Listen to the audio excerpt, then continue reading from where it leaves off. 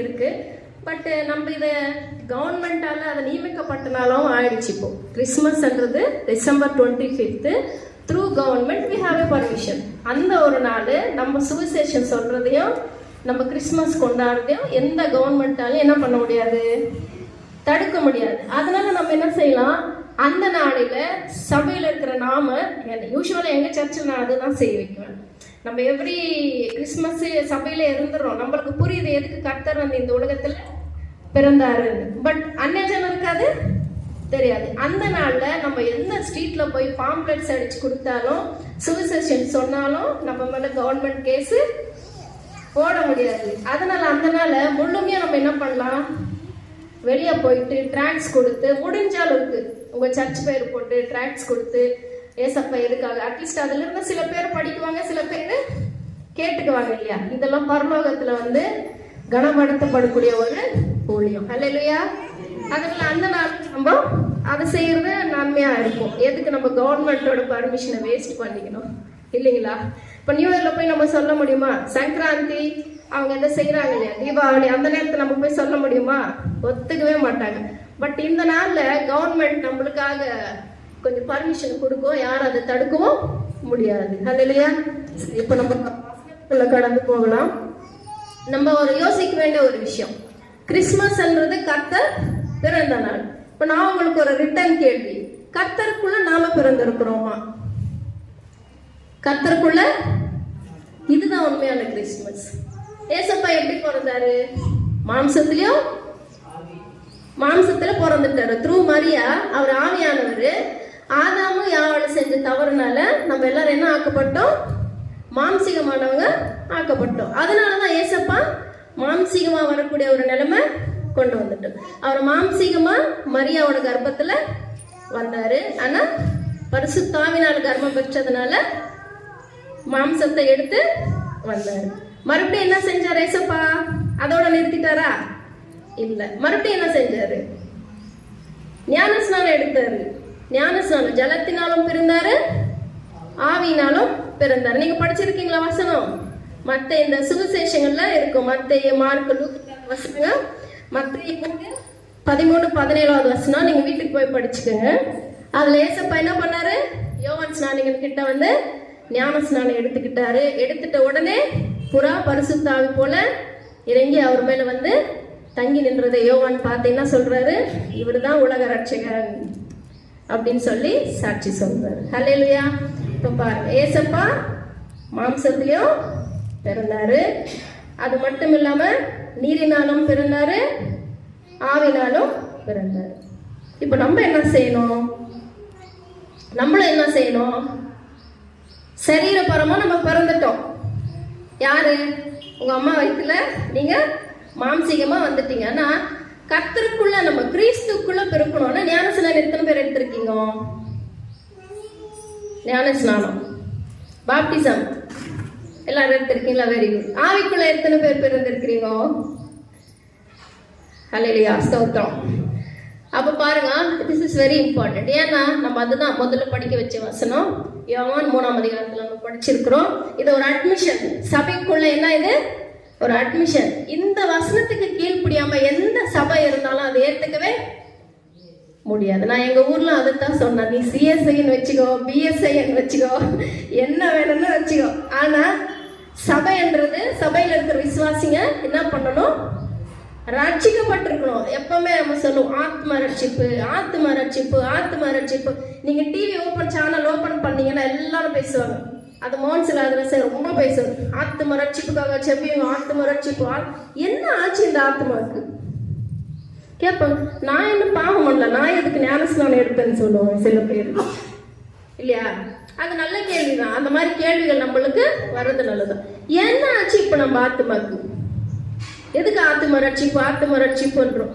அப்புறம் கடைசியில நம்ம ஜபிக்கும் போது ஒரு வார்த்தை சொல்லுவோம், என் ஆத்மாவே என்ன ஆச்சு இந்த ஆத்மாக்கு?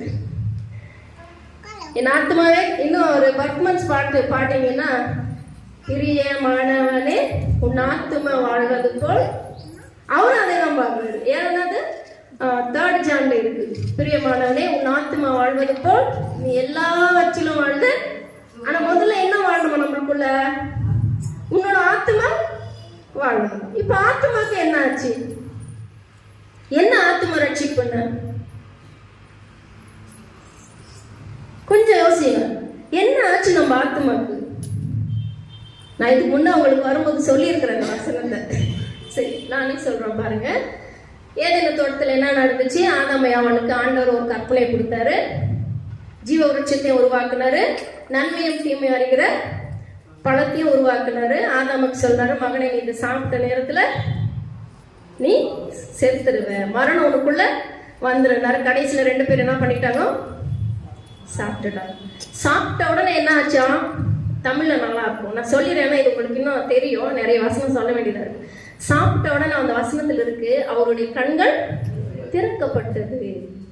அவங்களுடைய கண்கள் திறக்கப்பட்ட உடனே என்ன தெரியுது? பாக்குறாங்க, ஐயோ நான் நிர்வாணியா. ஹல்லேலூயா. இப்போ ஆவிக்குரியான ஒரு சரீரத்துல இருந்த ஆதாமையாவாடு எப்பேற்பட்ட சரீரம் ஆயிடுச்சு? மாம்சிகம் ஆயிடுச்சு. அது எப்பேற்பட்ட மாம்சிகம்?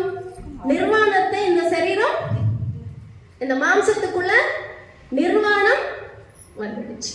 ஹல்லேலூயா. புரியுதா நான் சொல்றது? அப்ப ஆதாமையாவாடு செத்துடுன்னு சொன்னாங்க. அப்ப சாகிறதுனா என்னன்னா அவங்களுக்கு தெரியுமோ இல்லையா? ஏன்னா அவங்கதான் முதல்ல உருவாக்கப்பட்டவங்க. அப்ப பாருங்க, இப்ப செத்துட்டாங்களா ஆதாமியாவளங்க? செத்துட்டாங்களா ஆதாமியாவளு?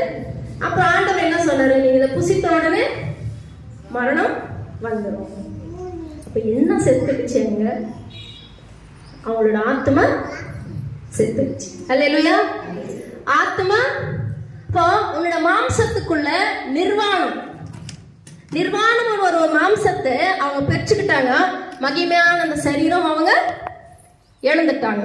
அதனாலதான் ஆண்டவர் சொல்றாரு, நம்மளுடைய ஆவிக்குரிய வாழ்க்கையில, நம்மளுடைய யோசனைகள்ல, நம்மளுடைய சரீரத்துல, நம்மளுடைய நடத்தையில நிர்வாணம் இருக்கும்போது நல்லா புரிஞ்சுக்கோங்க, உன்னோட ஆத்மா. அதுக்குதான் சொல்றது ஆத்மா ரட்சிக்கப்படணும். இப்ப ஆத்மா எந்த நிலைமையில இருக்கு? நம்மளுக்கு நம்மள மனசு இருக்கு, சரீரம் இருக்கு, ஆத்மா இருக்கு. நம்ம ஆத்மா எப்படி இருக்குன்னா உனக்குள்ள இருக்கு.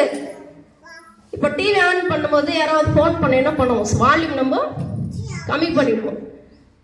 அப்படிதான் இருக்கு. டெட் மியூட், செத்து இருக்குது, ஆனா இருக்குது, உனக்குள்ளேயே இருக்குது ஆத்மா. அதுக்கு தான் தமிழ்ல நல்லா இருக்கு, ஆத்மஹத்ய చేసుకున్నాడు. என் சரீரானுக்கு அதை கோசுக்கொண்டு மாம்சத்தை தானே அவங்க புண்படுத்துறாங்க. நம்ம அதை சொல்றது இல்லையா? ஏன் அந்த ஆத்மா மேல போயிடுச்சு, மாம்சத்தை.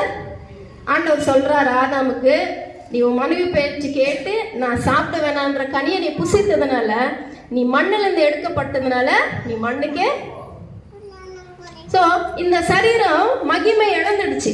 எப்ப அந்த பழத்தை சாப்பிட்டாங்களோ நிர்வாணம் அவங்களுக்குள்ள வந்துடுச்சு. இந்த உடம்பு என்ன ஆயிடுச்சு? மகிமையான சரீரம் மாம்சிகமான சரீரமா வந்துடுச்சு. ஹல்லேலூயா. புரியுதா? இப்ப சரீரம் இருக்கு, நம்மளுக்கு மனசு இருக்கு, ஆனா ஆத்மா என்ன ஆயிடுச்சு? நம்ம வசனத்தோட பார்க்கலாம். ரோமர் 7ஆம் அதிகாரம். எனக்கு சட்டு ஃபாஸ்டா படிக்கணும். ரோமர் 7ஆம் அதிகாரம் தமிழ் படிச்சா நல்லா இருக்கும் பாஸ்டர்.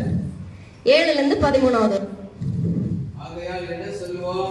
நியாயப்பிரமாணம் பாவமோ அல்லவே? பாவம் இன்னதென்று நியாயப்பிரமாணத்தினால் நான் அறிந்தேன் என்று மற்றபடி அறியவில்லை.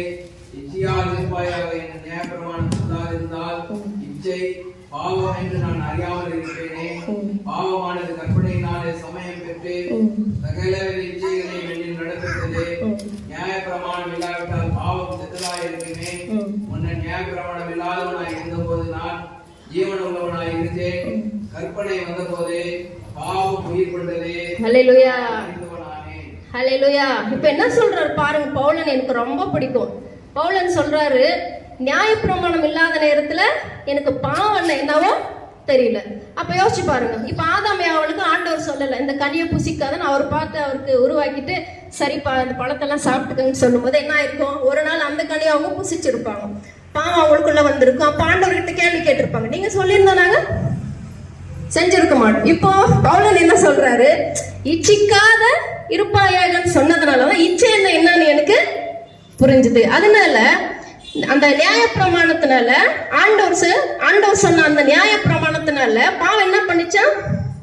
சான்ஸ் பரவாயில்ல ஒரு தடவை சாப்பிட்டு பாருன்ற மாதிரி சான்ஸ் எடுத்து என்ன பண்ணிடுச்சு? எனக்குள்ள மரணத்தை உண்டாகிடுச்சு. அதனால நானும் இப்போ என்ன ஆயிட்டாராம், செத்துட்டான்றாரு. ஹல்லேலூயா. நானும் இப்ப செத்துட்டேன், ஆனா எனக்குள்ள என்ன இருக்குது, பாவம் உயிர் பிடித்து கொண்டு. தமிழ்ல நல்லா இருக்கு, பாவத்துக்கு உயிர் வந்துடுச்சுப்பா. உயிர் கூட அல்லது ஆக்டிவ், பாவம் தான் இப்ப எனக்குள்ள வாழ்ந்துட்டு இருக்கு, நானும் செத்துட்டேன்ற. நானுன்றது யாரு, எனக்குள்ள இருக்கிற என்னோட ஆத்மா. நிறைய பேர் செத்துட்டா, ஆவி வந்து என்கிட்ட பேசிச்சு பாருவாங்க. உன் உடம்புல இருக்கும்போது உன்னோட ஆவி யூஸ்லெஸ், அது செத்து கிடக்குது, இன்னும் எப்படி அது ஏஞ்சி வந்து உங்ககிட்ட பேசும், இல்ல இல்லையா? அப்ப யோசிச்சு பாருங்க, இதுதான் ஆத்மா ரட்சிப்பு. அந்த பழத்தை சாப்பிட்டதுனால எப்பவுமே மறக்க கூடாது, நம்மளுடைய மகிமையான சரீரத்தை இழந்துட்டு மாம்சீகமான சரீரம், அந்த சரீரத்துக்குள்ள நிர்வாணம் வந்துடுச்சு. அதனாலதான் ஆண்டவர் என்ன பண்ணார், ஆதாம் அவளுக்கு கழுத்தை பிடிச்சி வெளியே தள்ளிட்டார். நான் எப்ப என்னோட மேரேஜ் கவுன்சிலிங்ல சொல்லுவேன், கிறிஸ்தவ கல்யாணத்துக்கு சொல்லுவேன், கர்த்தருடைய பிரமாணங்களை பின்பற்றுறதுக்கு தான் உனக்கு கல்யாணம். இல்ல நான் கிறிஸ்தவ கல்யாணத்துக்கும் விக்கிரக ஆராதனை செய்யற கல்யாணத்துக்கு வித்தியாசம் இல்ல. அப்ப ஆதாமையாவாண்டு ஆண்டவரால கற்பனையை பெற்றுக்கொள்ளப்பட்டவங்க அதை செய்ய முடியாம போகும்போது என்ன பண்றாங்க, நோ எக்ஸ்கியூஸ், மன்னிப்பேன், கொஞ்சம் மன்னிச்சிருக்கலாம்ல, ஏன்னா அவங்களுக்கு பாஸ்டரும் இல்ல, பிரசங்கம் பண்றவங்களும் இல்ல, பைபிள் இல்ல, ஆண்டவர் ஆவிக்குரியவங்க ஒரு தடவை சொல்லிட்டா நீ என்ன பண்ணணும், செய்யணும். செய்யலையா, அந்த கல்யாண வாழ்க்கை ஆண்டவருக்கு தேவை. நிறைய பேர் டிவோர்ஸ் கேஸ் எல்லாம் என்கிட்ட வரும்போது பெங்களூர்ல நான் சொல்லுவேன், நீங்க 2 பேரும் சேர்ந்து வாழணும்னா அவருக்கு பிடிச்ச மாதிரி உன்னால வாழ முடியாது, உனக்கு பிடிச்ச மாதிரி அவராலையும். அதுக்காக இல்ல கிறிஸ்தவ கல்யாணம், நீ சொல்றத மனைவி செய்யறதுக்கு, மனைவி செய்யறது சொல்றத புருஷன் செய்யறதுக்கு இல்ல, உங்களை நீங்க சந்தோஷப்படுத்திக்கிறதுக்காக இல்ல இந்த கல்யாணம். ஆண்டவரோட சபையை நீ உன்னோட கல்யாண வாழ்க்கை மூலமா வெளிப்படுத்தும். இல்லன்னா ஏதேன தோட்டத்துக்கு வெளியா இருக்கிற ஒரு கல்யாண வாழ்க்கை ஆண்டவருக்கு தேவை கிடையாது. ஹல்லேலூயா. இது ஒரு மர்மமான வசனம். ஆண்டவருக்கு ரொம்ப அர்ப்பணிக்கும் போதுதான் ஆவிக்குள்ள ஆண்டவர் நம்மள இதோடு கூட பேசுவார். அப்போ நம்ம கல்யாண வாழ்க்கைய பிடிச்சுக்கணும். எதை பிடிச்சுக்கணும், ஆண்டவரோட வசனத்தை. நிறைய பேர் எங்களுக்குள்ள சண்டையே வராது, நான் செத்து போன்றேன் வராது. ஏன்னா உங்களுக்குள்ள தவறுகளை நீங்க திருத்திக்கிறது கிடையாது.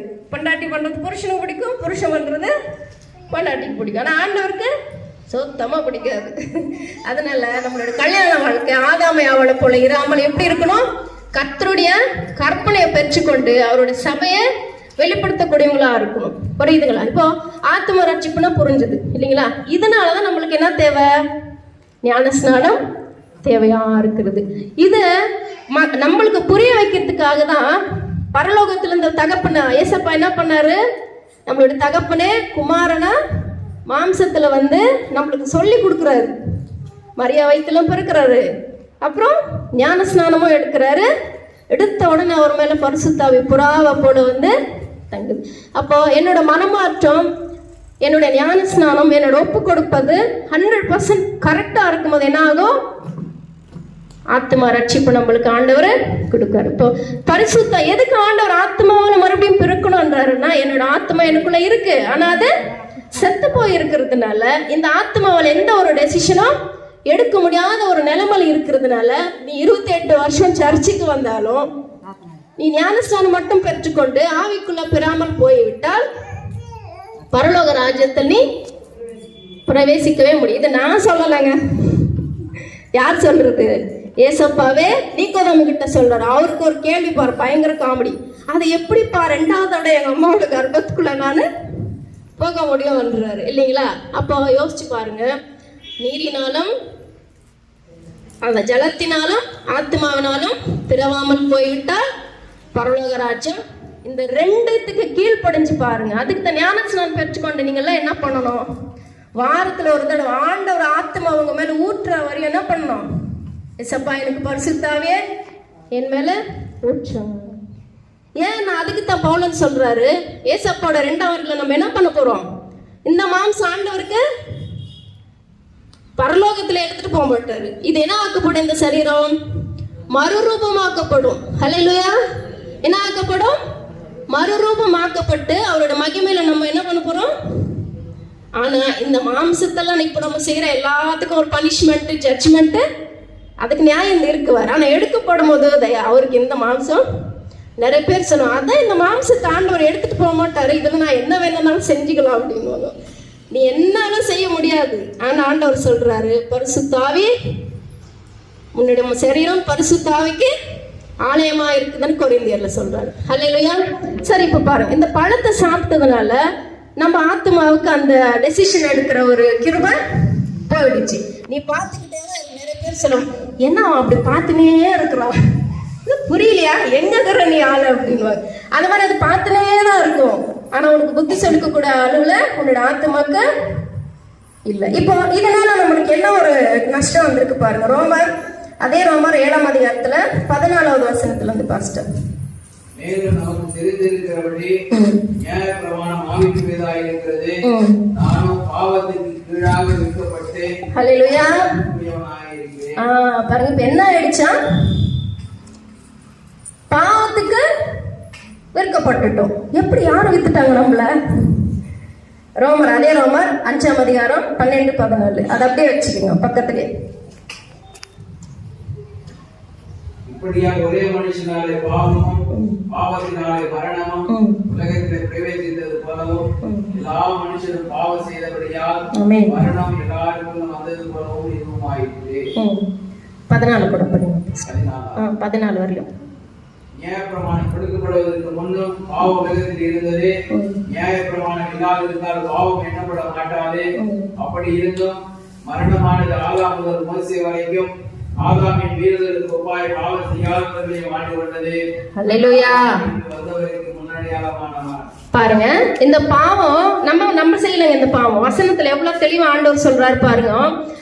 ஏதேன தோட்டத்துல செஞ்ச அந்த பாவம் டிசோபீடியன்ட், கர்த்தர் கீழ்ப்படியாம போன அந்த ஒரு நடவடிக்கை என்னாச்சு, ஆதாம முதல் கொண்டு மோசே வரை என்னாச்சு, அந்த மரணம் அவங்கள ஆளுகை செஞ்சுக்கிட்டே வந்துச்சு. அப்புறம் மோசேவின் மூலமா ஆண்டவர் என்ன பண்ணாரு, 10 கட்டளை அவருக்கு கொடுத்தாரு. இப்ப பவுலனோட கேள்வி என்னன்னா, அப்பா நீ நியாயப்பிரமாணத்தை எங்களுக்கு கொடுத்துட்ட, ஆனா அதுக்கு முன்னாடி நான் என்ன ஆயிட்டேன், பாவத்துக்கு விற்கப்பட்டேன். நம்மளோட great grandfather grandmother ஆதாமை அவன் என்ன பண்ணிட்டாங்க, நம்மள பாவத்துக்கு வித்துட்டாங்க. நம்ம ஏதேன தோட்டத்தில் இல்லை இல்லையா, அவங்க தானே அதை செஞ்சாங்க. ஆனா அதான் ஆண்டவர் தெளிவா சொல்றாரு, ஏன் ஏசப்பாவே மறுபடியும் வந்தாரு, ஏன்னா அந்த மரணம் ஆதாம்ல இருந்து மோசே வரையும் ஆளுகை செஞ்சுக்கிட்டே வந்ததுனால ஆண்டவர் என்ன பண்ணி, நானே போயிடுறேன். ஏன்னா தாவீதுனாலே முடியாது, சொலோமோனாலையும் முடியல, ஆபிரகாமாலையும் முடியாது. இது மனுஷனால மாம்சத்துல இந்த பாவம் வந்துட்டதுனால ஒருவனும் அதை ஜெயிக்க முடியாதுன்றதுனால கற்பனையை கொடுத்தவரை என்ன பண்ணிட்டாரு, பரிசுத்தாவினால மாம்சீகமாய் வந்து ஜலத்தினாலும் ஆவினாலும் பிறந்தார். ஹல்லேலூயா. இப்போ உண்மையான கிறிஸ்துமஸ் என்ன சொல்லுங்க, ஜலத்தினாலும் ஆத்மாவினாலும் பிறக்கணுங்க. நிறைய தாய்மார் இருக்கிறீங்க, வயசானவங்க, சீக்கிரம் நீங்களாம் ஆண்டவரை போய் பார்க்க போறீங்க, ஆத்மாவை நீங்க பெற்றுக்கணும். ஹல்லேலூயா. இப்ப பாருங்க என்ன ஆச்சு, இப்ப புரியுதா, அந்த மரணம் ஏதேன தோட்டத்துல உருவாக்கப்பட்ட அந்த மரணம் ஆதாம்ல இந்த மோசே காலத்து வரை இருந்தது. இப்போ அந்த பழத்தை சாப்பிட்டதுனால நம்ம எப்படி இந்த பாவத்தை நம்ம செய்யறோம். நான்லாம் வந்து நர்ஸா இருக்கிறதுனால எனக்கு சைக்கியாட்ரிஸ்ட் வாடனா ரொம்ப பிடிக்கும். சின்ன வயசுல இருந்து ப்ரொஃபஸர் ஆகணும், சைக்கியாட்ரிஸ்ட் ஹெச்ஓடின்னு போர்டு போடணும்னு ஒரு ஆசை. ஆனா ஆண்டவர் என்னை இப்படி பண்ணிட்டாரு. அப்ப பாருங்க, நான் போய் கேட்கும்போது கொலை பண்ணிட்டெல்லாம் அங்க இருப்பாங்க. சார் మీరు எట్లా எப்படி பண்ணீங்க இந்த கொலையன்னா, தெரியல சிஸ்டர், எங்களுக்கு இதை நாங்க எப்படி செஞ்சோன்னு எங்களுக்கு தெரியல, ஆனா அந்த மொமெண்ட்ல நாங்க செஞ்சுட்டோம், இப்போ நாங்க அதை உணர்றோம். இப்போ பாவம் ஒரு மனுஷனுக்குள்ள அந்த அளவுக்கு அவனை என்ன பண்ணும், தூண்டுதல் கொடுக்கும். நிர்வாணம்ன்றது நம்மளுக்குள்ள அதிகமான பாவங்களே செய்யப்படும். இப்ப பாருங்க நெக்ஸ்ட் இது ரோமன்ஸ் 7ஆம் அதிகாரத்துல 14 படிச்சீங்களா பாஸ்டர், 15ல இருந்து படிங்க. இப்படியெனில் நான் செய்கிறது எனக்கே சம்மதி இல்லை, நான் விரும்புகிறதை செய்யாமல் நான் வெறுக்கிறதையே செய்கிறேன். ஹல்லேலூயா. பவுலன் சொல்றார், ஐயோ இந்த பழத்தை சாப்பிட்டதுல அது பாடாப்படுத்துது மனுஷனை. என்ன பண்ணுதா, அவர் நினைக்கிறாரு நியாயப்பிரமாணம் தெரியும், ஐயோ நான் இதை எப்படியாவது செய்யக்கூடாதுன்னு நினைக்கிறேன், ஆனா நான் எதை செய்யக்கூடாது, நான் விரும்பாததையே மறுபடியும் பாஸ்டர் எத்தனை வருஷமாவே இங்க வசனம் சொல்லிக்கிட்டே இருக்கிறாரு, ஆனா என்னால அது கீழ்ப்படியவே முடியல. இது சோர்ஸ் ஆஃப் சின். எப்படி பாவம் என்ன வந்து உற்சாகப்படுத்து. எனக்கு தெரியாம நான் செய்யறதுக்கு காரணம் என்ன? படிங்க பாஸ்டர். அதனால் நான் அல்ல, எனக்கு வாசமாயிருக்கிற பாவமே அப்படி செய்கிறது. அது எப்படி எனில், என்னிடத்தில் அதாவது என் மாம்சத்தின் நன்மை வாசமாயிருக்கிறது என்று நான் அறிந்திருக்கிறேன். நன்மை செய்ய வேண்டும் என்ற விருப்பம் என்னிடத்தில் இருக்கிறது, நன்மை செய்வதோ என்னிடத்தில் இல்லை. அதனால் நான் விரும்புகிற நன்மையை செய்யாமல் விரும்பாத தீமையே செய்கிறேன். அதபடி நான் விரும்பாத செய்தால் நான் அல்ல, எனக்குள்ளே வாசமாயிருக்கிற பாவமே அப்படி செய்கிறது. ஆனபடியால் நன்மை செய்ய விரும்புகிற என்னிடத்தில் தீமை உண்டு என்ற ஒரு பிரமாணத்தை காண்கிறேன். உள்ளான மனுஷனுக்கு ஏற்றபடி தேவனுடைய நியாயப்பிரமாணத்தின் மேல் பெருமையாக இருக்கிறேன். ஆயினும் என் மனதின் பிரமாணத்திற்கு விரோதமாய் போராடுகிற வேறொரு பிரமாணத்தின் அவயங்களில் இருந்து காண்கிறேன். அது என் அவயங்களில் உண்டாயிருக்கிற பாவ பிரமாணத்திற்கு என்னை சரியாக்கி கொடுக்கிறது. நிர்பந்தமான மனுஷனால் இந்த மரண சரீரத்தினின்று யார் என்னை விடுதலை ஆக்குவார்? நம்முடைய கர்த்தராகிய இயேசு கிறிஸ்து மூலமாய் தேவனை சோதரிக்கிறேன். ஆதலால் நானே என் மனதினாலே தேவனுடைய பிரமாணத்திற்கும் மாம்சத்தினாலேயோ பாவ பிரமாணத்திற்கும் ஊழியம் செய்கிறேன். ஹல்லேலூயா. இந்த வசனத்தை மறக்கவே கூடாது. நான் எங்க போனாலும் இந்த ரோமர் 7ஆம் அதிகாரத்தை டச் பண்ணாம பேசவே மாட்டேன். பெங்களூர்லாம் என் மேல என்ன பார்த்தாவே சொல்லுவாங்க, இவங்க கண்டிப்பா ஆதாம் ஏவாளை பத்தி பேசுவாங்க, ரோமர் 7ஆம் அதிகாரத்தை பத்தி பேசுவாங்க. நான் போன அந்த வருஷம் சொல்லிடுவாங்க, எடுத்து வச்சுக்கோங்க. ஏன்னா இதுதான் நம்மளோட ஆவிக்குரிய அனுபவத்துக்கு நம்ம போடுற ஒரு பேஸ்மெண்ட். தமிழ் என்ன சொல்றோம்? கடுகால், புரியுதுங்களா? ஸோ நம்மள ஆவிக்குரிய அனுபவம் இந்த வசனத்துக்கிட்ட தான் நம்மளை உணர வைக்குது. பவுலன் சொல்றாரு, ஐயோ நியாயப்பிரமாணம் எனக்கு தெரியும், 25 வருஷமா சர்ச்சுக்கு போறேன், பைபிள் படிக்கிறேன், பாட்டு பாடுறேன், எல்லாம் பண்றேன். அது நீ எங்க பண்ற? உன்னோட உள்ளான மனுஷனுக்குள்ள, என்னோட அந்தரங்கத்துக்குள்ள நான் என்ன பண்றேன்? பாடிக்கிட்டே இருக்கேன். ஆனா மாம்சத்துக்குள்ள என்ன பண்ணிட்டு இருக்கோம்? தமிழ்ல நல்லா இருக்கு, பாவத்துக்கு ஊழியம் பண்ணிட்டு இருக்கேன். பவுலன் சொல்றாரு, இந்த பாவெல்லாம் நான் செய்யல, ஏன் மாம்சத்துக்குள்ள இருக்கிற தீமை. எங்கிருந்து வந்துச்சு தீமை மாம்சத்துக்குள்ள? அம்மா பிறக்கும் போதே வச்சு அனுப்புனாங்களா? கர்ப்பத்துக்குள்ள வைக்க முடியுமா அம்மா? இல்லை. ஆனா எப்படி வந்தது? ஆதாமு யாவாளும் செஞ்ச. ஏன்னா நம்ம அவங்களுக்கு பிள்ளைகளா பிறக்க வேண்டியவங்களா இருந்ததுனால என்ன ஆயிடுச்சு? அந்த தீமை நம்மளோட மாம்சத்துக்குள்ள பின்பற்றிக்கிட்டே வர்றதுனால, இந்த ஆத்மாவும் மறிக்கப்பட்டதுனால, பாவம் இப்போ நம்மளுக்குள்ள உயிர்ப்பிக்கப்பட்டதால என்ன ஆகுது? மனசுக்குள்ள நான் நினைக்கிறேன் வசனத்தின்படி நடக்கணும், இதை செய்யக்கூடாது. சர்ச்சில் கேட்குற எல்லா வசனத்துக்கு கீழ்ப்படின்ற ஆசை எனக்குள்ள இருக்கு. அதை செய்யக்கூடாதுன்னு சொல்லியிருக்கிறாங்க பாஸ்டர், அதை நான் செய்யக்கூடாது, இந்த வசனத்துக்கு கீழ்ப்படின்னு போறேன். ஆனா போகும்போது என்ன ஆகுது? நான் எதை செய்யக்கூடாதுன்னு நினைக்கிறேனோ அதையே செஞ்சுட்டு இருக்கேன் ஆண்டவரே. ஆனா தீமையை செய்யாம இருக்குன்னு நினைக்கிறேன். அது மட்டும் என்னால முடியவே இல்லை. எவ்வளவு சிம்பிளா சொல்றாரு போறான். அதனால இதெல்லாம் செய்யறது நான் கிடையாது, என்னோட மாம்சத்துக்குள்ள இருக்கிற தீமை. ஹல்லேலூயா. அப்போ பாவம் நிறைய விஷயங்களை நம்ம மற்றவங்களை பார்த்து கெட்டுறோம். ஆனா நம்ம உனக்கு புத்தி எங்கடா போச்சுன்றோம் இல்லையா? உனக்கு புத்தி எங்கடா போச்சுன்றோம். ஏன்னா சில நேரத்துல நம்ம யோசிச்சுக்கணும். அதுக்கு தான் நான் யூத் கவுன்சிலிங் கொடுக்கும் போதெல்லாம் நான் சொல்லுவேன், பேரண்ட்ஸ்க்கு நான் கொடுக்குற ஒரு message, most of the time பாவம் நம்மள ஓவர் கம் பண்ணிடும். எப்போ? பரிசுத்த ஆவி இல்லாம இருக்கிற நேரத்துல பாவத்தை நம்மளால மேற்கொள்ளவே முடியாது. அதனால எதுக்கு என்னோட ஆத்மா ரட்சிக்கப்படணும்? ஆத்மா எதுக்கு தேவை? பரிசுத்தாவின் அபிஷேகம் எதுக்கு தேவை? நிறைய பேர் நினைச்சிருக்காங்க பரிசுத்தாவின்னா பெந்தகோஸ்துக்கார், அதை எங்க ஊர் பக்கம் பந்தோபஸ்துன்றாங்க. நான் கேட்டேன், எங்க ஊர்ல பந்தோபஸ்துன்னு என்னன்னா, அதான் நீ தான் எதுவும் போட்டுக்கிறது இல்லையா? நான் சொன்னேன், இது பந்தோபஸ்து கிடையாது, என்னோட சரீரத்தை பரிசுத்தாவிக்கு ஆலயமா மாத்திட்டேன். இது ஆலயம், இது என்னோட சரீரம் கிடையாது, இது பரிசுத்தாவி தங்குற ஒரு ஆலயம். ஹல்லேலூயா. அப்போ பரிசுத்தாவி நிச்சயமா ஒவ்வொரு மனிதனுக்கும் தேவை. இல்லைன்னா யூ ஆர் நாட் வேலிட். நீ ஞானஸ்நானம் எடுத்துட்ட, ஜலத்தினால பிறந்துட்ட, ஆனா ஆவிக்குள்ள. நான் உங்களை ஒரு கேள்வி கேட்கிறேன். இப்ப ஸ்கூல்ல போய் படிக்கிறீங்கப்பா, அட்மிஷன் பண்ணாதான் உனக்கு ஸ்கூல்ல பாடம் சொல்லி கொடுப்பாங்க. நீ ஒரு ஸ்கூல்ல சேர்ந்துட்டு இன்னொரு ஸ்கூல்ல போய் எக்ஸாம் எழுத முடியுமா? ஒரு சப்ஜெக்ட் தான், எனக்கு இங்கிலீஷ் தான் முடிக்கும், நான் தமிழ் படிக்க மாட்டேன்னா முடியுமா? அப்படிதான் இதுவும். ஜலத்தினால பிறக்கிறீங்க, ஆனா பரிசுத்தாவியை பெற்றுக்கிறதுக்கு உற்சாகம் காட்டுறது இல்ல. இதனால என்ன ஆகுது? நீ 48 வருஷம் சர்ச்சுக்கு போனாலும் ஆண்டவர் சொல்றாரு, ஜலத்தினால மட்டும் இல்ல, அட்மிஷன் எடுத்துட்ட, ஆனா பாடத்தை நீ சரியா படிக்கல. பாவத்தை உன்னால ஓவர் கம் பண்ண முடியாது. ஏன்? நான் என்னோட சரீரத்துல என்ன இருக்கு இப்போ? மரணம். அதான் பவுலனே ஒத்துக்கிறாருங்க. நிறைய பேர் சொல்லுவோம், எனக்கெல்லாம் அந்த மாதிரி கெட்ட எண்ணங்கள்லாம் வராது.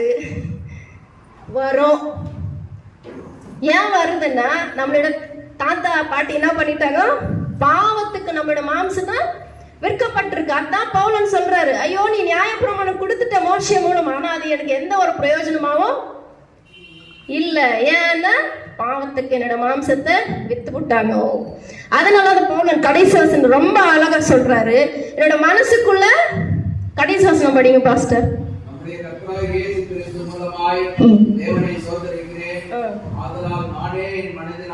யார் யார் பாருங்க, நானே என்றாரு.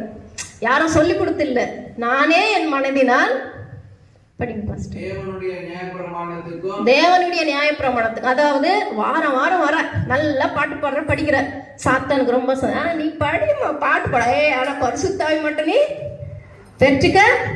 எப்ப பரிசுத்தாவி நீ பெற்றுக்க முடியுதோ அப்பதான் உனக்கும் சாத்தானுக்கு ஒரு போராட்டம். இப்ப என்ன ஆயிட்டு இருக்கு? உன்னுடைய சரீரத்துல தீமையும், உன்னோட மனத்துல நியாயப்பிரமாணம் தெய்வ நியமத்துக்கும், உன்னோட ஆத்மா செத்து கிடக்குது. அது பார்க்குது, ஆனா பேசுற ஒரு அதிகாரத்தை அது இழந்துடுச்சு. படிங்க பாஸ்டர். ஹல்லேலூயா. இது தமிழ்ல தான் ரொம்ப அழகா இருக்குது. மாம்சத்தினால என்ன பண்றோமா? நம்ம பாவத்துக்கு ஊழியம் பண்ணிட்டு இருக்கோம். இப்ப பாருங்க, பரிசுத்த ஆவியை பெற்றுக்காம போனா என்ன ஆகுது? நீ பண்ற ஊழியம் என்ன ஊழியம்? சர்ச்சில் இருக்கிறவங்க டீசெண்டா தான் இருப்பான். அப்பயும் சொல்றான் சாத்தானே, நீ பாட்டு பாடிக்கோ மனசுக்குள்ள, ஆனா மாம்சம் என்கிட்டதான் இன்னும் இருக்குது. ஏன்னா நீ ஆத்ம ரட்சிப்பு இன்னும் தண்ணிக்குள்ள போய் வந்துட்ட, சும்மா ஸ்விம்மிங் பூலுக்கு போயிட்டு வந்த மாதிரி. ஆனா உன்னுடைய சரீரத்தை, உன்னோட மீறுதல்கள் ஆண்டவருக்கு அறிக்கை பண்ணல. ஒண்ணுதான் நீ அறிக்கை பண்ணணும். இப்ப நீங்க புரிஞ்சுக்கணும், பாவம் நம்மளுக்குள்ள நிறைய பாவம் இருக்கு. ஆதாமியால ஒரு உண்டான பாவமும் இருக்கு. சில நம்ம தாய் தகப்பனால அவங்களோட சுபாவம் நம்மளுக்குள்ள வந்துடும். என் பையன்லாம் இப்ப பாருங்க, சும்மா அப்படி உட்காந்து பாட்டு பாடினாலும், நான் யூடியூப்ல வச்சிருக்கேன், தலைமையில துணி போடாம பாட்டு பாடினா உடனடியா போயிட்டு எது கிடைச்சு அதை எடுத்துட்டு வந்து தலையில போடுவான். ஏன்னா நான் ரொம்ப ஸ்ட்ரிக்ட். கல்யாணம் ஆகிறதுக்கு முன்னாடியே தலைமையில துணி போடாம இங்க ஸ்டைலா போட்டுட்டு வந்தா அட்லீஸ்ட் ஒரு காமன் சென்ஸ், ஒரு யூனிஃபார்ம் சர்ச்சுக்குள்ள வரதுக்கு இல்லையா? நீ இங்க பின்னிட்டு இப்படி போட்டு திருப்பதி மலை மேல ஏறி வேற அபிஷேகம் எங்க இருக்கணும்? கிறிஸ்துவனுக்கு தலையா இருக்கும்போது உன் தலையை நீ மதிக்கலன்னா பரிசுத்தாவை எப்படி ஊற்றப்படும்? நான் அனுப்பி விட்டுருவேன். பாஸ்டர் சொல்லுவாரு, உனக்கு கிடைக்க போற புருஷன் ஆயிடுச்சு கதை எங்க பாஸ்டர். ஆனா அந்த ஆசீர்வாதம் பாருங்க, எனக்குள்ள இருக்கிற ஒரு ஆசீர்வாதம் என் பிள்ளைக்கு வருது. ஹல்லேலூயா. எப்படி வந்தது? நான் செய்யற ஊழியத்தை பாக்குறது இல்ல. நான் வீட்டுல எல்லாம் கூப்பிட்டு ப்ரேயர் பண்ணி மேரேஜ் கவுன்சிலிங் கொடுத்துருப்பேன். அது எப்ப கவனிச்சிட்டாரு என் பிள்ளைன்னு தெரியல. ஆனா நடுராத்திரி நான் அந்நிய பாஷை பேசுறது அவனுக்கு காது கேட்டுச்சுன்னா உடனடியா எழுந்துச்சு அவனும் ப்ரேயர் பண்ணுவான். இதெல்லாம் எப்படி? நம்மளுக்குள்ள இருக்கிற ஆவிக்குரிய ஆசீர்வாதம் நம்மளோட பிள்ளைகள் மேல வரும். நம் தாய் தகப்பனுக்குள்ள இருக்கிற சில தீமையான சுபாவம் நம்மள பின்பற்றிடும். அப்ப பாருங்க, இத்தனை விதமான ஒரு பாவம் நம்மளோட மாம்சத்துல ஆளுகை பண்றதுனால எல்லா பாவத்தையும் நம்மளால ஓவர் கம் பண்ணவே முடியாது. பரிசுத்தாவி இல்லாம யாராவது நான் பாவத்தை ஜெயிக்க முடியும்னு சொன்னீங்கன்னா நான் நிச்சயமா நம்ப மாட்டேன். ஏன் தெரியுமா? பாவம் அந்த அளவுக்கு அந்த காலத்திலே ஆளுகை பண்ணிடுச்சு. யோசிச்சு பாருங்க, ஆதாமே அவனுக்கு ஒரு டிவி இல்ல, சொல்லி கொடுக்க பாக்கிறதுக்கு அட்லீஸ்ட் ஒரு தவறான இல்ல இல்லையா? இப்பாவது ஏதாவது போஸ்டர் 10 பசங்க கெட்டு போயிடுறாங்க. யூடியூப் இருக்கு, கையில போன் இருக்கு, பார்க்க கூடாதுன்னு நினைச்சாலும் நம்ம கண்களுக்கு நிர்வாணம் தெரிஞ்சுக்கிட்டே இருக்கும். ஆனா அப்ப என்ன இருந்துச்சு?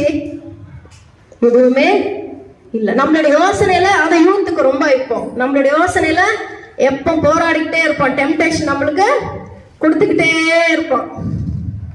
ஹல்லேலூயா. அப்ப பாருங்க, ஆத்ம ரட்சிப்பு எதுக்கு? உன்னோட ஆத்மா பரிசுத்தாவி இல்லாம இருக்கிற நேரத்துல உன்னுடைய நியாயப்பிரமாணம் உன் மனசுல இருக்கும். ஆனா நீ பண்ற ஊழியம் என்ன ஊழியம்? உன்னோட மாம்சத்துல பாவத்துக்கு நான் ஊழியம் பண்ணிட்டு இருக்கேன்றாரு. பவுலனால முடியல. பவுலன் யாரு தெரியுமா? நியாயப்பிரமாணத்தை அறிஞ்ச ஒரு ப்ரொஃபஸர். அவருக்கு தெரியாத நியாயப்பிரமாணமே இல்லை. நீங்க தீத்து அதெல்லாம் படிச்சு பார்த்தீங்கன்னா கொரிந்தியர்லாம் பவுலனை பத்தி ஹிஸ்டரி இருக்கும். அவர் அப்பேற்பட்ட பிடிவாதமான ஒரு நியாயப்பிரமாணத்துக்காக போராடவர். அதனாலதான் ஆண்டவர் அவரை சந்திச்சாரு. அதனாலதான் பவுலனால மட்டும்தான் நிறைய வெளிப்பாடு. இத்தனை புத்தகங்கள் எல்லாம் யாரால எழுதப்பட்டது? பவுலனாலதான். ஹல்லேலூயா. அதனாலதான் வசனம் படிச்சுக்கிட்டே இருக்கணும். இப்போ ஆத்மாவுக்கு என்ன ஆச்சு? நம்ம ஆத்மாவுக்கு நம்ம வந்து ஆத்மாவில் பிரிக்கப்படவில்லைன்னா என்ன ஆயிடும்? பாவத்தை நம்மளால ஓவர் கம் பண்ண முடியாது. அதனாலதான் இப்போ ஆண்டவர் என்ன சொல்றாரு? நம்ம நினைச்சத, ஆவியானவர் சொல்ற வசனம்னா, நம்ம நினைச்சத நம்மளால செய்ய முடியல. ஏன்? பரிசுத்தாவி இல்லாம போனதுனால. அதனால உங்களோட முதல் ஜெபம், உன் புருஷனை விட்டுரு, புள்ளிய விட்டுரு, எல்லாரையும் விட்டுரு. முதல்ல உன்னை நீ பாரு. எசப்பா என்ன பரிசுத்தாவினால அபிஷேகம் பண்ணு. அப்புறம் என் புருஷனுக்காக, அப்புறம் பிள்ளைகளுக்கு, அப்புறம் சபையில இருக்கிறவங்களுக்காக, அனைவருக்காக நீங்க என்ன பண்ணணும்? ஜெபிக்கணும். இல்லைன்னா அந்த ஜெபம் ஆண்டவருக்கு படிக்காத ஒருத்தர் எக்ஸாம் எழுதுனா எப்படி இருக்குவா? பாஸ் ஆக முடியுமா? இதுவும் அப்படிதான். ஞானஸ்நானம் எடுத்துட்ட, அட்மிஷன் வாங்கிட்ட, ஆனா படிக்கிறதுக்கு விருப்பம் இல்லை. நீ படிக்காம வந்து எவ்ரி சண்டே எக்ஸாம் எழுதுற. பாஸ்டர் மூலமா வசனம் வெளிப்படும் போது மனசுக்குள்ள வெளியே சொல்லனாலும் ஐயோ நம்ம இந்த தவிர பண்ணிட்டோமே. அப்புறம் திருவிருந்து எடுக்கும்போது உங்களை நீங்க சோதித்து பார்த்து கொள்ளுங்கள் போது சோதிச்சுக்குவோம், நம்மளோட ஆவிக்குள்ள சோதிச்சுக்குவோம். ஆனா அந்த தவறு ஐயோ இது என்னால ஓவர் கம் பண்ண முடியல. அப்ப பாருங்க, ஆத்ம ரட்சிப்பு நம்மளுக்கு ரொம்ப ரொம்ப, அது யாரா இருந்தாலும் சரி, இந்த வசனம் எல்லாருக்கும் சுத்தம். இதுதான் ஒரு கடகாலம் மாதிரி. கடைசியா பாருங்க, ரோமர் கலாத்தியர் 5ஆம் அதிகாரம் 16-24. 16-24 வரை பாஸ்ட். இன்னும் நான் சொல்லுகிறது என்னவென்றால், ஆவிக்கு ஏற்றபடி நடந்து கொள்ளுங்கள், அப்பொழுது மாம்ச இச்சையை நிறைவேற்றாதிருப்பீர்கள். மாம்சம் ஆவிக்கு விரோதமாகவும் ஆவி மாம்சத்துக்கு விரோதமாகவும் இச்சிக்கிறது. நீங்கள் செய்ய வேண்டும் என்று செய்யாதபடிக்கு இவைகள் ஒன்றுக்கொன்று விரோதமாயிருக்கிறது.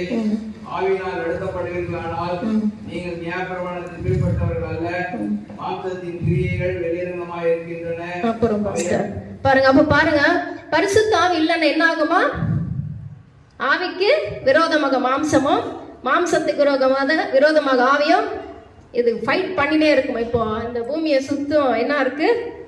சூரியனை சுத்திக்கிட்டே இருக்கிற மாதிரி இங்க என்ன ஆகுது? இது ரெண்டும் பரிசுத்தாவை பெற்ற உடனே நம்ம பரிசுத்தவான்களாயிருது இல்ல, ஃபைட் ஆரம்பிக்குது. இப்ப யாருக்கு ஃபைட் ஆரம்பிக்குது? நீ ஆத்மாபிஷேகம் பெற்றுக்கொள்ளும் போது உன்னோட ஆத்மாவில் யார் இருக்கிறாங்க? இப்போ பரிசுத்தாவி. நம்ம உன்னோட ஆத்மாவை பிடிச்சிட்டு இல்ல இதை நான் செய்ய மாட்டேன், ஜபிச்சுதான் ஆகும், ஆண்டவர் உன்னை என்ன பண்ணுவாரு? மூட்டி போட வைக்குவார். போட்ட உடனே என்ன ஆகுது? மனசுக்குள்ள இருக்கிற நியாயப்பிரமாணத்தை பரிசுத்தாவியானவர் உன்னை கொண்டு அதை செய்ய வைக்குவார். இல்லைன்னா நம்மளால பாவத்தை ஓவர் கம் பண்ணவே முடியாது. நான் மறுபடியும் சொல்றேன், இது சிஎஸ்ஐ இல்ல, ரோமன் கேத்தலிக் இல்ல, பாப்டிஸ்ட் இல்ல, எல்லாருக்கும் நீ என்ன பேராவது வச்சுக்கோ, இந்த 2 வசனத்துல இருந்து தான் உங்களோட ஆவிக்குரிய வாழ்க்கை ஆரம்பிக்குது. இந்த வசனம் உங்களுக்குள்ள எந்த அளவுக்கு ஆழமா போகுதோ அந்த அளவுக்கு தான் அபிஷேகத்தை நீங்க பெற்றுக்கொள்ள முடியும். பாருங்க, உங்களோட ஆத்மாவுக்கு பரிசுத்தாவி இல்லை என்றால் உங்களால எதுவுமே ஓவர் கம் பண்ண முடியும். அதுக்கு தான் எப்ப மோகன் சில அதர்ஸ் சொல்லுவார், ஆவிக்குள்ளாக ஜெபிங்க. நீங்க வெளிப்பாடுல எல்லாம் நம்ம பார்க்கும்போது பாஸ்டர் இருக்கும், ஜான் சொல்லுவாரு, என்ன சொல்லுவாரு? கர்த்தருடைய நாட்கள்ல நான் ஆவிக்குள்ளானே. ஏன் மாம்சத்துக்குள்ள கொண்டு போக மாட்டேன்றாரு? ஏசப்பாவும் ஞானஸ்நானம் எடுத்த உடனே எனக்கு அந்த வசனம் முதல்ல ரொம்ப சந்தேகமா இருந்துச்சு.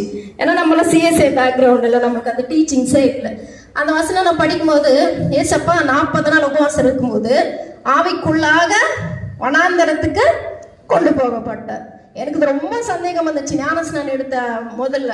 அப்போதான் எங்கள் வீட்டு மாடி மேல உட்காந்து நான் ஜபிச்சுட்டு இருக்க ஒரு சண்டே. சிங்கப்பூர் போகிறது கேன்சல் ஆயிடுச்சு. எனக்கு அடுத்த மேலே ரொம்ப கோவம். பெங்களூர் ஊழியத்தை விட்டுட்டு வந்துட்டேன். அப்போ ஜபிச்சுக்கிட்டே இருக்கிறேன். எனக்கு அந்த வசனம் ரொம்ப சந்தேகம். ஆவியானவர் பேசினாலும் நான் செவி கொடுக்கறது இல்லை. அது எப்படி அதை ஆவி எடுத்துட்டு போகும் அப்படின்னு. எங்கள் வீட்டு மாடி மேலே பெட்ரூமில் உட்காந்து நான் ஜபிக்கிற ஓய்வினால தான் பரிசுத்தாவினர் அப்படியே இறங்குறாரு. அப்படியே இறங்கி நான் அபிஷேகப்படுத்தி அந்த பெட்ரூம்லேருந்து ஹாலில் வந்து கிரில்ஸ் கிட்ட போய் தூக்கிட்டு போடுது இல்லை. ஹல்லேலூயா.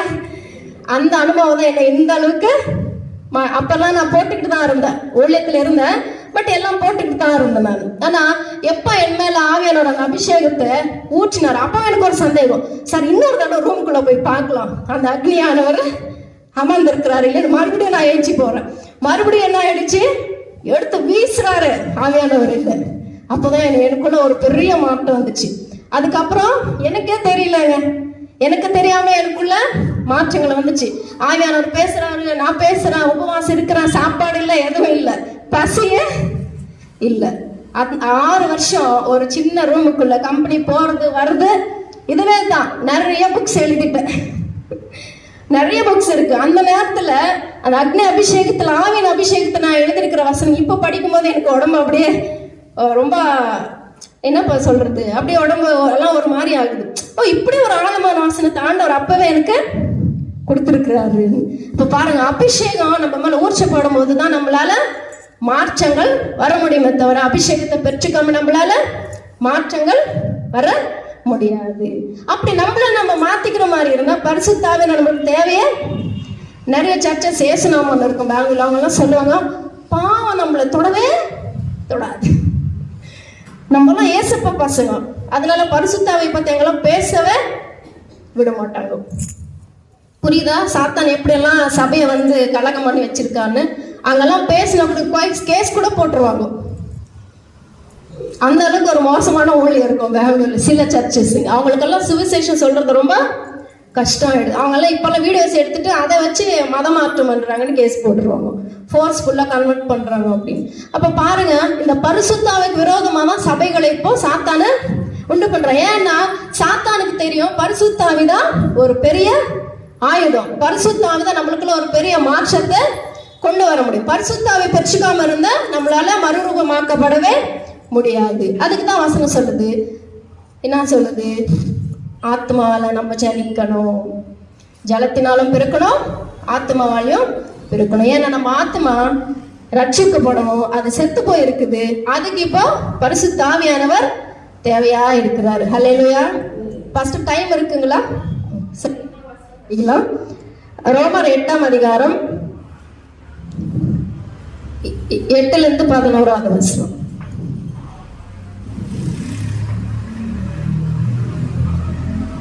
கொஞ்சம் ஃபாஸ்டா படிவோம். 8லிருந்து 11வது. தேவனுக்கு பிரியமாயிருக்க மாட்டார்கள், தேவனுடைய ஆவிக்குள்ளே வாசமாயிருந்தால் நீங்கள் மாற்றப்பட்டவர்களாயிராமல் ஆவிக்குட்பட்டவர்களாய் இருக்கிறீர்கள். கிறிஸ்துவின் ஆவி இல்லாதவன் அவருடையவன் அல்ல. கிறிஸ்துவின் ஆவி இல்லாதவன் அவருடையவன். எவருடையவர்? ஏசப்பா. ஹல்லேலூயா. அப்ப கிறிஸ்துவின் ஆவியை பெற்றுக்காத நீ கிறிஸ்துக்கு சொந்தமானவங்களே இல்லைங்க. நான் அதுதான் அடிச்சு சொல்றேன். பரிசுத்த ஆவியானவர், பரிசுத்த ஆவியானவர், பரிசுத்த ஆவியானவர். அந்த பரிசுத்த ஆவியானவரை நீ பெற்றுக்காமல் இருந்தா, பரிசுத்த ஆவியானவர் நம்மளுக்குள்ள வாசம் பண்ணாம இருந்தால் நம்ம கிறிஸ்துக்கு சம்பந்தப்பட்டவர்களே கிடையாது. ஹல்லேலூயா. நல்லா யோசிச்சு பண்ண, தயவு செஞ்சு இதை வந்து நெக்லெக்ட் பண்ணாதீங்க. பரிசுத்த ஆவியானவர் சபைக்கு ரொம்ப தேவையா இருக்கிறாரு, ஒவ்வொருத்தருக்கும் ரொம்ப தேவையா இருக்கிறாரு. மேலும் கிறிஸ்து உங்களில் இருந்தால் சரீரமானது பாவத்தை நிமித்தம் மரித்ததாயும் ஆவியானது நீதி நிமித்தம் ஜீவனுள்ளதாயும் இருக்கும். ஹல்லேலூயா. பாருங்க, இப்போ சரீரத்துல பாவம் இருந்துச்சு இவ்வளவு நேரம், ஆனா அந்த ஆவியானவர் நம்மளுக்குள்ள இருக்கும்போது நம்மளுடைய சரீரத்துல இருக்கிற பாவம் என்ன ஆகப்படுமா? அந்த ஆவியின் நிமித்தம் நம்ம மாம்சத்துல இருக்கிற பாவத்தை ஆவியானவர் என்ன பண்ணுவாரு? கொலை பண்ணுவாரு. அவன் ஆக்டிவா இருந்தான் இத்தனை நாள். பவுலன் சொல்றாரு, நியாயப்பிரமாணம் இச்சையாது இருப்பாயாகன்னு சொன்னதுனால, நான் அந்த பழத்தை சாப்பிட்டதுனால என்ன ஆயிடுச்சு? நான் செத்துட்டேன், அதாவது என்னோட ஆத்மா செத்துடுச்சு, என் மாம்சத்துக்குள்ள பாவம் உயிர்ப்பிக்கப்பட்டது.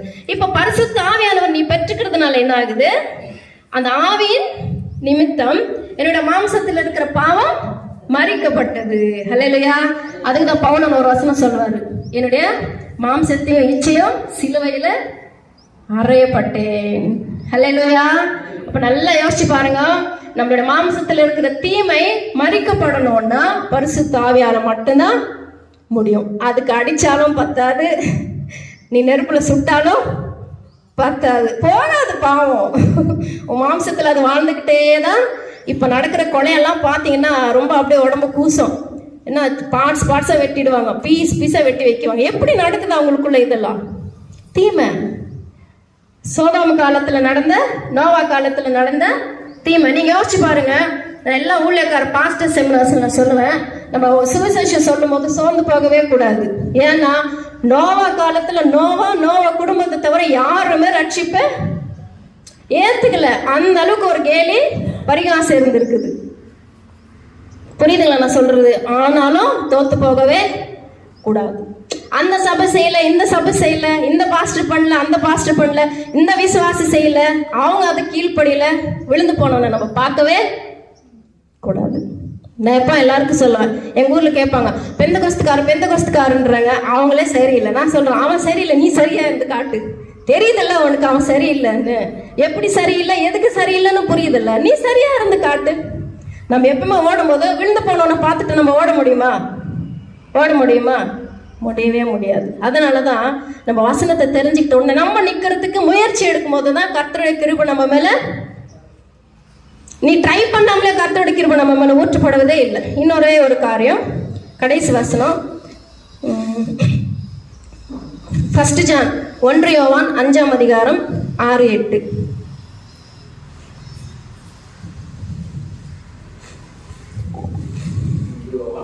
5ஆம் அதிகாரம் 6-8. இயேசு கிறிஸ்துவாகியவரே ஜலத்தினாலும் இரத்தத்தினாலும் வந்தவர், ஜலத்தினாலே மாத்திரமல்ல ஜலத்தினாலும் இரத்தத்தினாலும் வந்தவர், ஆவியானவர் சத்தியமாகிறார், ஆவியானவரே சாட்சி கொடுக்கிறார். ஹல்லேலூயா. அவர் ஜலத்தினால மட்டும் இல்ல, ரத்தத்தினாலும் ஆவியினாலும் வந்து என்ன கொடுக்குவாராம்? சாட்சி கொடுக்குவாரு.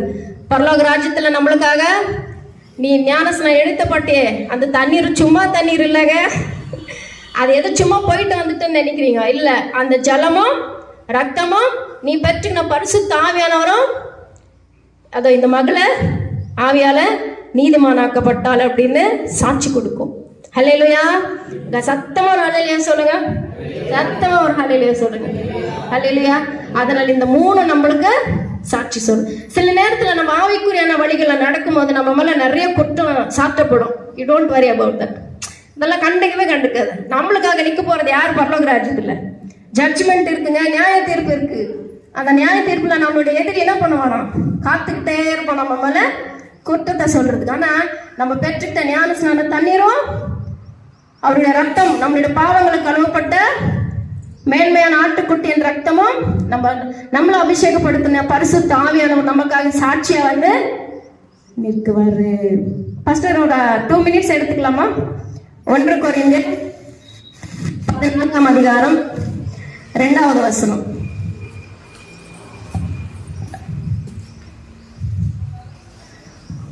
1 கொரிந்தியர் 14ஆம் அதிகாரம் 2வது வசனம். ஏனெனில் அந்நிய பாஷையை பேசுகிறவன் ஆவியினாலே ரகசியங்களை பேசினாலும் அவன் பேசுகிறதை ஒருவரும் அறியாதிருக்கிறபடியினாலே அவன் மனுஷரிடத்தில் பேசாமல் தேவனிடத்தில் பேசுகிறான். ஹல்லேலூயா. ஹல்லேலூயா. இப்போ இன்னொரு விஷயத்த சொல்றேன். உங்களுக்கு கேத்ரின் குல்மான்னு ஒருத்தர் இருந்தாங்க. அது ஒரு 40-50 இயர்ஸ் பேக் இருக்கும். அவங்க தான் முதல் பெண்மணி இந்த உலகத்துக்குள்ள பரிசுத்தாவின் வல்லமையே அப்படியே இருக்கணும். மிராக்கிள் பிலீவர், அதிசயங்களை இந்த உலகத்துக்கே கொண்டு வந்த பெண்மணி அவங்க. புரியுதுங்களா? அவங்க எவ்ரிடே நைட்டு 6 hours அந்நிய பாஷையிலேயே ப்ரேயர் பண்ணுவாங்க. அதான் வசனம் சொல்லுது, ஆவியில 100% பியூரா இருக்கிற ஒருத்தனுக்கு ஆண்டவர் என்ன கொடுப்பாராம்? அவரோட கூட பேசுகிற ஒரு ஃபோன் நம்பர். இது மனுஷன் கொடுக்கறது இல்லை, அந்நிய பாஷை கொடுப்பாரு. யாரு? பரிசுத்த ஆவியானவருக்கு யாரை ரொம்ப பிடிக்குதோ அவங்களுக்கு நம்பரை கொடுத்துருவாரு. அதுக்குதான் நிறைய பேர் நம்ம என்ன பண்ணுவோம் தெரியுமா? இந்த சர்ச்சஸ்ல இருக்கிறோம், அந்த பாஸ்ட் வராரா, அவர் ஜெபிச்சு சொல்றாரு. ஏன் நீ ஜெபிச்சா சொல்ல மாட்டேன்றாரு? ஏன் நீ ஜெபிச்சா சொல்ல மாட்டேன்றாரு? ஏன்னா கர்த்தருடைய ஃபோன் நம்பர் நம்ம கிட்ட இல்லை. இன்னும் நிறைய படிக்கணும். நம்ம உங்க பசங்க 10ஆம் கிளாஸ் வரைக்கும் படிக்க வச்சு நிறுத்துறீங்களா? வேலைக்கு சேரணும். எந்த கோர்ஸ் படிச்சா வேலை கிடைக்கணும் தெரிஞ்சுக்கிறோம். ஆனா சர்ச்சுக்குள்ள இருந்தா எப்படி நம்ம ஆவியானவர் கூட ஒரு சகவாசத்தை உண்டு பண்றது? கர்த்தருடைய சத்தத்தை எப்படி கேட்கறத நம்ம யோசிக்கிறோமா? யோசிச்சிருக்குமா? இல்ல. வரோம், போயிட்டே இருக்கும். அதான் பவுலன் சொல்றாரு, ஆவிக்குள்ள மர்மங்களை அறிகிற அறிவு யாருக்கு கொடுக்கப்பட்டது? பவுலனுக்கு கொடுக்கப்பட்டது. இப்போ இதனால என்ன ஆகுது பாருங்க, 13வது வசனம் பாஸ்டர். அதுல தான் பாஸ்டர் 13வது வசனம் பாஸ்டர். 14ஆம் அதிகாரத்துல 13வது வசனம், அதே சாப்டர் பாஸ்டர். அந்தபடி அந்நிய பாஷையில் பேசுகிறவன் அதன் அர்த்தத்தையும் சொல்லத்தக்கதாக விண்ணப்பம் பண்ணுகிறவன். அப்படியே படிச்சுக்கிட்டோம். நான் அந்நிய பாஷையில் விண்ணப்பம் பண்ணினால் என் ஆவி விண்ணப்பம் பண்ணுவேன் என்று என் கருத்து பயனுள்ளதாயிருக்கும். இப்படி இருக்க செய்ய வேண்டுவதல்ல, நான் ஆவியோடு விண்ணப்பம் பண்ணுவேன், கருத்தோடு விண்ணப்பம் பண்ணுவேன். நான் ஆவியோடு பாடுவேன், கருத்தோடு பாடுவேன். இல்லாவிட்டால் நீ ஆவியோடு சோத்திரம் பண்ணும் போதே கண்ணாலும் உன் சோத்திரத்திற்கு ஆமென் என்று எப்படி சொல்வான்? நீ பேசுகிற இடத்திற்கு அவன் அறியானே. நீ நன்றாய் சோத்திரம் பண்ணுகிறாய், ஆகியும் மற்றொரு பக்தி விருத்தி அடைய மாட்டானே. நான் அதிகமாய் பாஷைகளை பேசுகிறேன், இதற்காக என் தேவனை சோதரிக்கிறேன். அப்படி இருந்து நான் சபையில் அந்நிய பாஷையில் 10,000 வார்த்தைகளை பேசுகிறதிலும் மற்றவர்களை உணர்ந்தபடி கருத்தோட 5 வார்த்தைகளை பேசுகிறதே எனக்கு அதிக விருப்பமாய் இருக்கும். ஹல்லேலூயா. கடைசி இதை எண்ட் பண்றேன், அதுக்காக இந்த வசனத்தை படிக்க வைக்கிறேன். ஏன்னா இப்போ பவுல் சொல்றாரு, இப்போ மோகன் சிலாதரசு எப்போ சொல்லிட்டே இருப்பாரு, நீங்க ஏஞ்சல் டிவி பாக்குற மாதிரி இருந்தா ஆவிக்குரிய உபதேசர் எல்லாம் சொல்லுங்க, ஆவிக்குள்ள ப்ரேயர் பண்ணுங்க, அந்நிய பாஷையில ப்ரேயர் பண்ணுங்க. மோஸ்ட் ஆஃப் தி பிரவாச்சகன் மாதிரி என்ன பண்ணுவாங்க, அந்நிய பாஷையில பேசிதான் நெக்ஸ்ட் ஆண்டவர் என்ன செய்ய போறாருன்றத சொல்றாங்க. இப்போ இந்த அந்நிய பாஷை ஆவி பெற்ற ஒருத்தர்களுக்கு அந்நிய பாஷை கொடுத்தவொடனே என்ன பவுல் சொல்றாரு, நான் ஆவியிலும் பாடுவேன், என்னோட மதர் டங்லையும் பாடுவேன். இது இங்கிலீஷ்ல தான் நல்லா இருக்கு, இங்கிலீஷ் தெலுங்கு நல்லா இருக்கு. தமிழ் இன்னொரே ஒரு தடவை படிங்க பாஸ்டர், 13-14. அந்தபடி அந்நிய பாஷையில் பேசுகிறவன் அந்த அர்த்தத்தை சொல்லத்தக்கதாக விண்ணப்பம் பண்ணுகிறவன் எண்ணத்தினாலே நான் அந்நிய பாஷையில விண்ணப்பம் பண்ணினால் என் ஆவி விண்ணப்பம் பண்ணுவேன். நீ அந்நிய பாஷையில ஜெபிக்கும் போது யார் ஜெபிக்கிறது? உன்னோட ஆவி ஜெபிக்குது. புரியுதா? இப்ப உங்க ஆவி செத்து போயிருந்துச்சு, இப்ப உங்களோட ஆவிக்கு பரிசுத்தாவி வந்துச்சு. நிறைய பேர் சொல்லுவாங்க, என்ன இப்படியெல்லாம் அந்நிய பாஷையில பேசுங்க, ஒரு மாற்றம் இல்ல. ஏன் இருக்காது? சில பெந்தகோஸ்தீகள் அந்த மாற்றம்ல அவங்க பேசிக்கிட்டு இருக்கிறாங்க, ஆனா ஆண்டவரோட சத்தத்தை கேட்கிற ஒரு இன்டர்பிரிட்டேஷன் வரவங்களுக்கு கிடையாது. அப்பதான் சொல்றாரு, உன் ஆவியில பரிசுத்தாவி இருக்கு, நீ அந்நிய பாஷையில சொல்லும் போது உன்னோட ஆவி ஆண்டவருக்கு ஜெபிக்குது. அப்புறம் படிங்க பாஸ்டர்.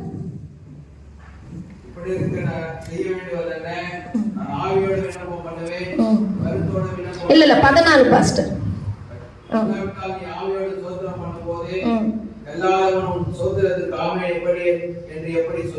14வது வசனம் பாஸ்டர்.